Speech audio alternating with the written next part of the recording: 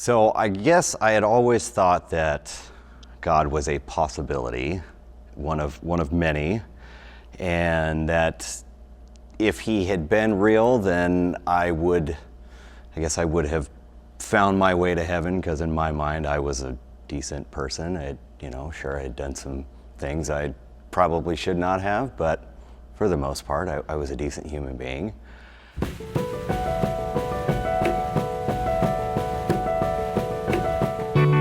So before coming to Calvary, I had never willingly stepped foot in a church besides when I got married almost 15 years ago. My wife Chelsea had been trying to get me to go for quite a while, and I had finally agreed to go. So the first one that I went to was the Christmas service, and it was, wow, it was amazing. I don't even know if I could put any more words to it. I love music. I feel like, looking back on my life, that there were a few times that the Lord tried to get my attention through it. I thought it was going to be difficult when I kind of became, I was believing in everything, that I can't listen to the music I used to listen to anymore. And I thought it was going to be hard, and it really wasn't. It really wasn't. Now, my favorite radio station is K-Love. A lot of those songs, when I first started listening to it, there was numerous times where I was on the verge of tears driving to work, from work, in between a job, whatever it was. That goes along with all the worship music here at Calvary. It's great. It just really brought me to the joy that is Jesus. And I think it kind of sped up my faith.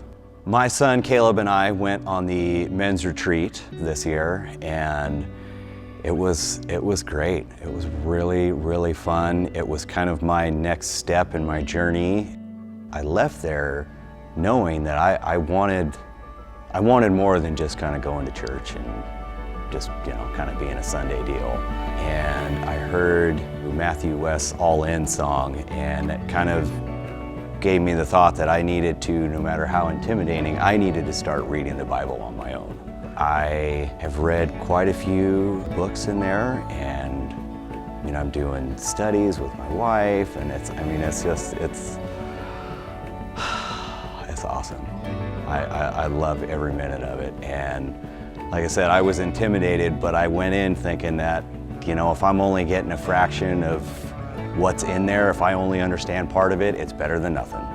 I had originally planned on getting baptized with my wife and youngest son all the same day.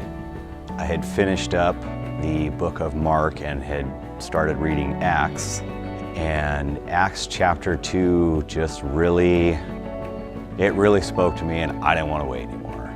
Like 3 or 4 days later, I was in that freezing cold pool. And